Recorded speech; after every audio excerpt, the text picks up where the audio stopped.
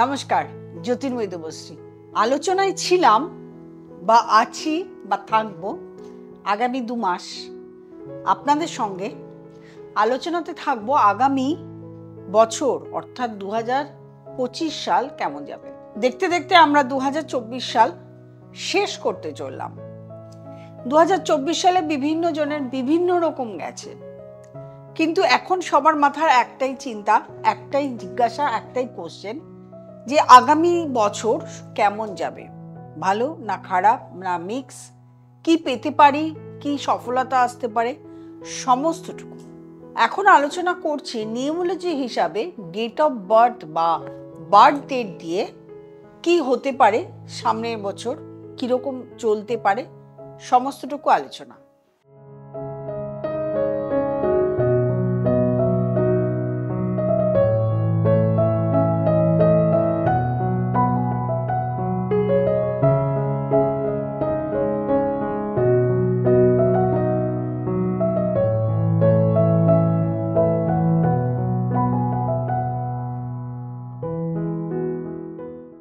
আজকের আলোচনা 2, 11, 20 এবং 29। 2 নাম্বার হলো চন্দ্রের, 11 নাম্বার হলো দুটো রবির সংখ্যা, এটা একটা নিউমোলজি অনুসারে মাস্টার নাম্বার। 20 সেটাও চন্দ্রের নাম্বার, 0 to ইনফিনিটি, এবং 29 যেটা একটা হলো চন্দ্রের আরেকটা হলো মঙ্গলের, এবং 29কে যদি অ্যাড করি 11 আসে, সেটাও রবির প্রভাব। সুতরাং মিক্স অ্যান্ড ম্যাচ প্রভাব থাকবে। আর এই 2025 এটা যদি আমরা ক্যালকুলেশন করি তাহলে আসবে 9 নম্বর, যেটা মঙ্গলের নাম্বার। কিন্তু 2025-এর মধ্যে দুটো 2 একটা 5 রয়েছে, অর্থাৎ চন্দ্রের প্রভাব তার সঙ্গে বুধের প্রভাব থাকবে। শুধু 25কে যদি আমরা যোগ করি তাহলে সেখানে 25, 5 আর 7 সেটা যোগ করলে আসবে 7 নাম্বার, কেতু নাম্বার। মঙ্গল যেমন একটা নতুন সৃষ্টি করে, নতুনভাবে কম্পিটিশন আনে, নতুন কিছুর উদ্ভব হয়, একটা বিরোধীও হয়, সেরকমভাবে কেতু কিন্তু ইনটিউশন পাওয়ার, অর্থাৎ কেতুর ব্যক্তি যারা, কেতুর নাম্বার যাদের আছে তারা ডেট অফ বার্থে তাদের কিন্তু একটা ইন ফিউচার ভেবে নেওয়ার বা বুঝে নেওয়ার একটা ক্ষমতা থাকে।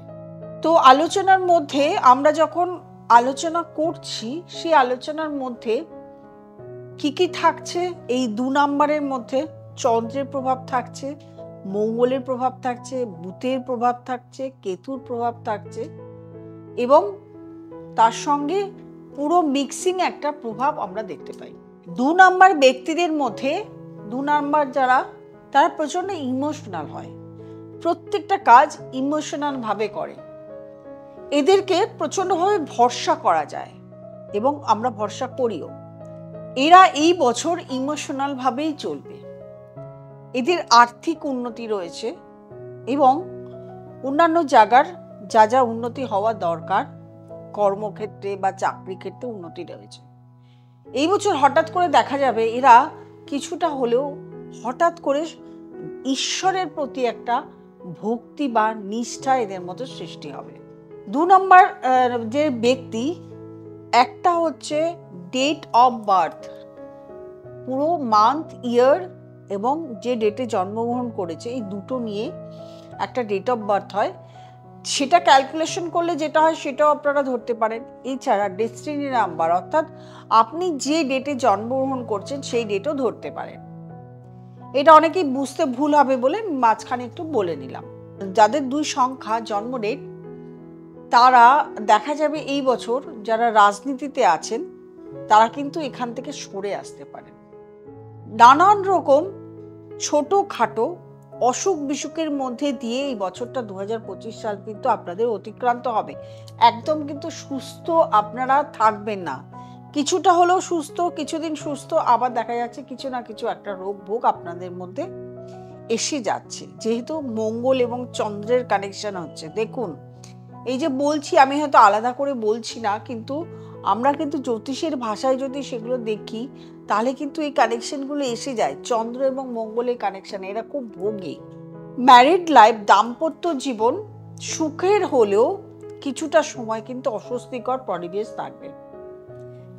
কিছু কিছু নিয়ে সামান্য কিছু হলেও কিন্তু প্রবলেমেটিক ক্রিয়েট করবে।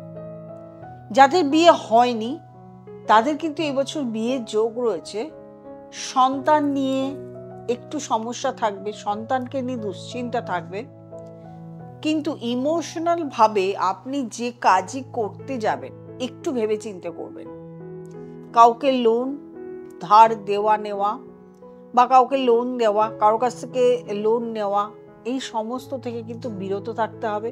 ওই যে বললাম, ইমোশনাল দিকটাকে ভীষণভাবে কন্ট্রোল করতে হবে।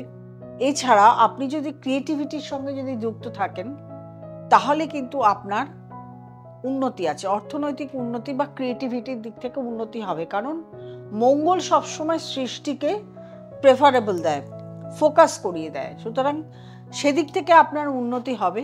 তবে কর্মক্ষেত্রে কিছু না কিছু গোলযোগ গণ্ডগোল লেগেই থাকবে। কর্মের মনস্থিরতা কম থাকবে, ধৈর্য কম থাকবে, সহ্য ক্ষমতা কম থাকবে। এগুলোকে অবশ্যই নিজের আয়ত্তে আনতে হবে, সবসময় এগুলোকে নিজের কন্ট্রোলের মধ্যে আনতে হবে। এটা আমি সবসময় সবাইকে বলি, কন্ট্রোলটা আগের। কোনো প্রতিকার প্রতিবিধানের আগে নিজের কন্ট্রোল, নিজে কন্ট্রোল না হলে কোনো প্রতিকার প্রতিবিধান কাজ করে না। তারপরে সর্বশেষে একটা বলবো, আপনি যাই করুন না কেন, ধরুন নতুন চাকরিতে যাচ্ছেন বা নতুন ব্যবসা করছেন, ব্যবসা খুঁজছেন বা নতুন চাকরির জায়গায় যাচ্ছেন, সেই জায়গায় কিন্তু আপনার ইমপ্রুভমেন্ট অর্থনৈতিক দিক থেকে পাবেন। তবে খরচা সাবধানে করবেন, শরীরকে সাবধানে রাখবেন। এরপরেও একটা কথা, যেটা হলো আপনার ডেট অফ বার্থ অনুযায়ী, date of birth time place দিয়ে যে দশা অন্তর্দশা দাঁড়াবে বা দশা অন্তর্দশা খারাপ চললো বা সাড়ে সাথী চললো, তাহলে যে আমি বেটার ইমপ্রুভমেন্টের কথাগুলো আপনার ক্ষেত্রে কিন্তু তখন প্রযোজ্য হবে না, কারণ সেটাও কিন্তু দেখবার বিষয়। সেটা রয়েছে বলেই আপনাদেরকে এখানে অ্যালার্ট করে দিলাম। সেই জন্য সবসময় দরকার একজন date of birth, time of birth, place of birth দিয়ে আপনার সময়টা সামনের বছর কেমন চলবে তার জন্য সবসময় একজন ভালো বিশেষজ্ঞ জ্যোতিষের কাছে দেখানোর প্রয়োজন, যাতে সামনে কোনো বিপদ না ঘটে। সেই টাইমটা, কোন টাইমটা খারাপ যাবে সেই টাইমটা আপনি আপনাকে সাবধানে রাখতে পারেন। যদি আপনার প্রয়োজন হয় অবশ্যই নিচে স্ক্রলে যে নাম্বারটি যাচ্ছে সেই নাম্বারটিতে ফোন করবেন, বুকিং করবেন, চেম্বারে চলে আসবেন, অথবা অনলাইন কনসালটেশনও চালু রয়েছে। আর যারা আমার নতুন প্রোগ্রাম দেখছেন তারা অবশ্যই সাবস্ক্রাইব করবেন, লাইক করবেন, কমেন্ট করবেন, শেয়ার করবেন এবং নোটিফিকেশন অল বেলটি প্রেস করতে ভুলবেন না। প্রত্যেকে ভালো থাকবেন, আনন্দে থাকবেন। নমস্কার।